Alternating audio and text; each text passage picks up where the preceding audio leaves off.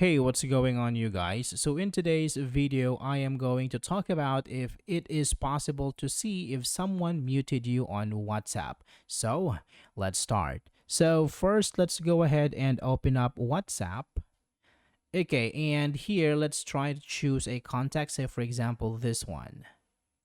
All right, now for the question if it is possible to see if someone muted you on WhatsApp, the short answer is no. There is no possible way for you to tell if someone muted you in WhatsApp. But there are a few things that you can actually do to give you an idea if someone muted you on WhatsApp. So say for example, if I am going to send a message for this one, and you see that this has only one check, it means to say that this contact did not see your message.